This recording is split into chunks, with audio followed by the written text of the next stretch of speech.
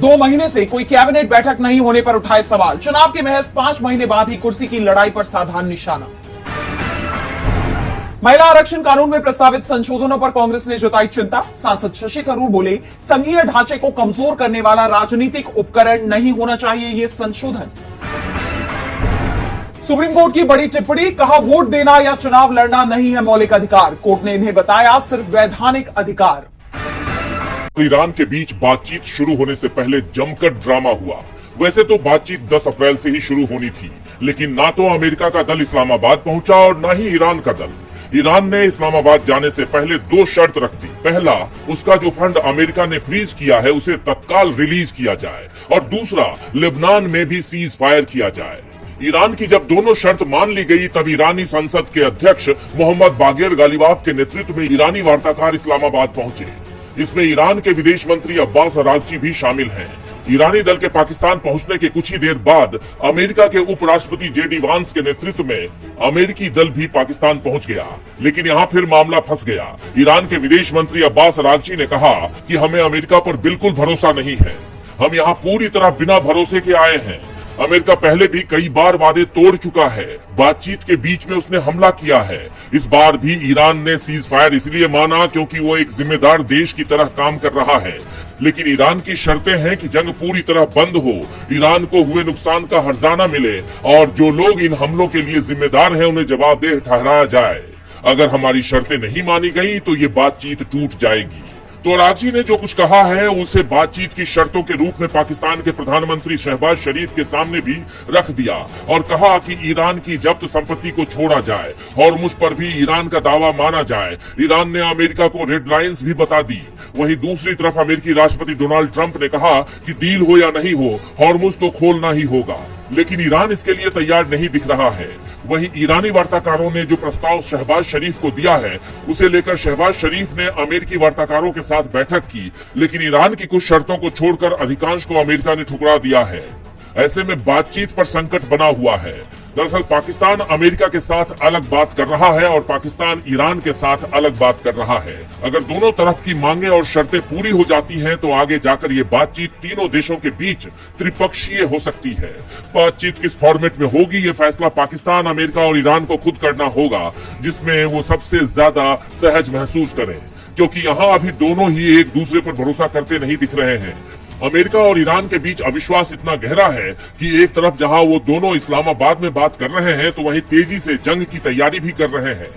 America ने 2000 से ज्यादा सैनिकों को खाड़ी देशों के लिए रवाना किया है, एयरक्राफ्ट भी भेजे हैं। वहीं ये भी खबर आ रही है कि ईरान भी तेजी से हथियारों का निर्माण कर रहा है। चीन और रूस भी ईरान को हथियार भेज रहे हैं। IRGC की तरफ से भी साफ कह दिया गया है कि अगर समझौता नहीं हुआ तो फिर जंग होगी, और जंग के लिए ईरान पहले से ही तैयार है। और जिस तरह से दोनों ही पक्ष अड़े हुए दिख रहे हैं उससे समझौता तो मुश्किल ही दिखाई दे रहा है। सभा चुनाव के प्रचार अभियान में सभी दिग्गज मैदान में नजर आ रहे हैं, जिसे लेकर सियासी सरगर्मियां अपने चरम पर पहुंच गई हैं। इसी सिलसिले में पश्चिमी मेदिनीपुर के केशियारी में एक जनसभा को संबोधित करते हुए सीएम ममता बनर्जी ने बीजेपी पर गंभीर आरोप लगाए। ममता ने सनसनीखेज दावा किया कि भाजपा ने चुनाव आयोग की कथित मदद से भवानीपुर सीट से उनका नामांकन रद्द करवाने की पुरजोर कोशिश की थी। ममता ने आरोप लगाया कि उनके खिलाफ झूठे मामले दर्ज करने का प्लान तैयार किया गया था ताकि उनकी उम्मीदवारी को अवैध घोषित किया जा सके।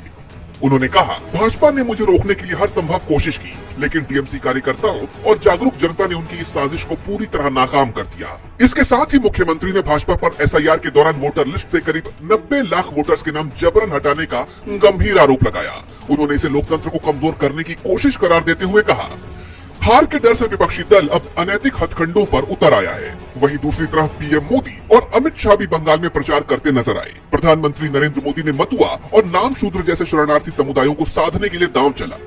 उन्होंने वादा किया कि बंगाल में बीजेपी की सरकार बनते ही CAA के तहत नागरिकता देने की प्रक्रिया में तेजी लाई जाएगी। प्रधानमंत्री ने कड़े तेवर अपनाते हुए घुसपैठियों को बोरिया बिस्तर बांधने की चेतावनी भी दी। वहीं गृह मंत्री अमित शाह ने ओंदा में रैली के दौरान सीधे ममता बनर्जी के महिला मुख्यमंत्री होने के गौरव पर हमला करने की कोशिश की। अमित शाह ने कहा, टीएमसी सरकार महिलाओं की गरिमा की रक्षा करने में विफल रही है। बंगाल में मां बहनें सुरक्षित नहीं है। जो एक महिला मुख्यमंत्री के लिए शर्म की बात है। यानी देखा जाए तो तमाम दिग्गज प्रचार अभियान में अपनी पूरी ताकत झोंकते हुए नजर आ रहे हैं, जिससे हर बीतते दिन के साथ राज्य का चुनाव और दिलचस्प होता जा रहा है। आहट सुनाई देने लगी है। सीएम नीतीश कुमार ने सीएम आवास खाली कर दिया है। दिन में मुख्यमंत्री आवास एक अन्य मार्ग का सामान पैक होकर 7 सर्कुलर रोड पहुंच गया है। चर्चा है कि बिहार का अगला मुख्यमंत्री भाजपा से होगा, जबकि जेडीयू 2 उप मुख्यमंत्री पदों के साथ सरकार में रहेगी, लेकिन इस बात पर अभी किसी भी दल की तरफ से मुहर नहीं लगाई गई है।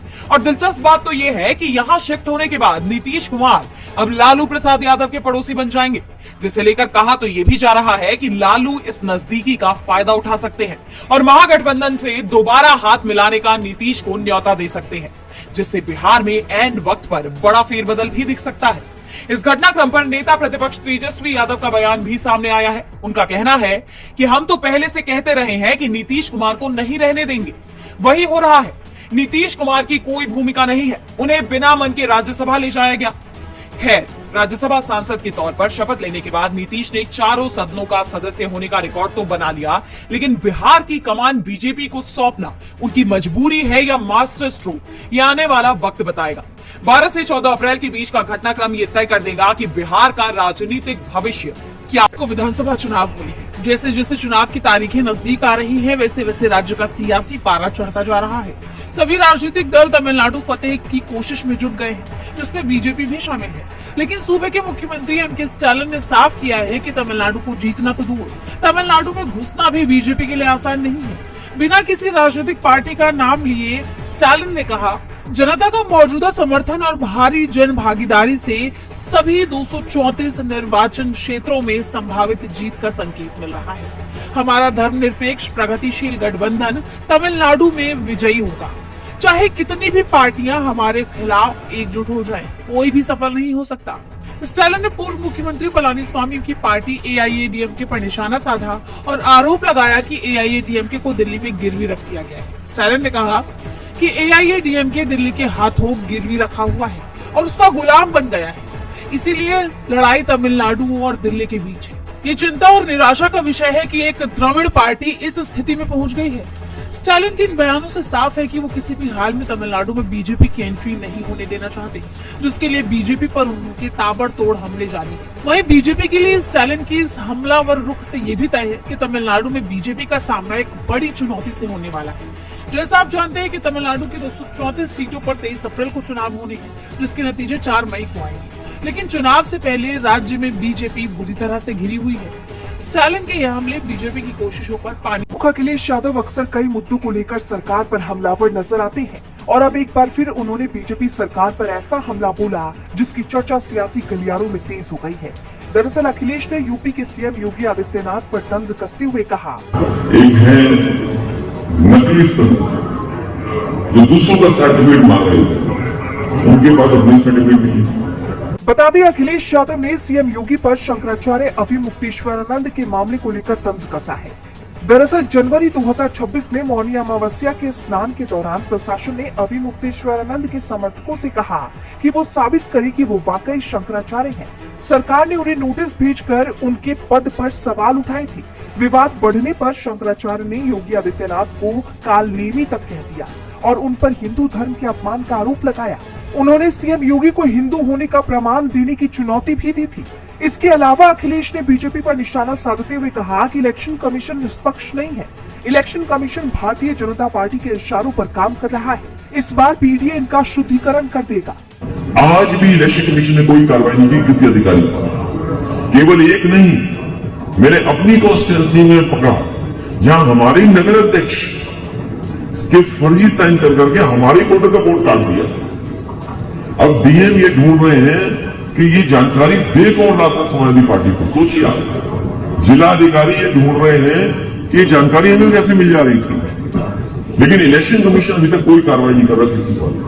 तो इसलिए हम ये कहते हैं कि इलेक्शन कमीशन निष्पक्ष नहीं है।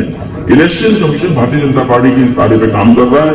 ये जो शुद्धिकरण बोलने वाले लोग हैं, इस बार समुदाय पीडीए इनका शुद्धिकरण कर देगा।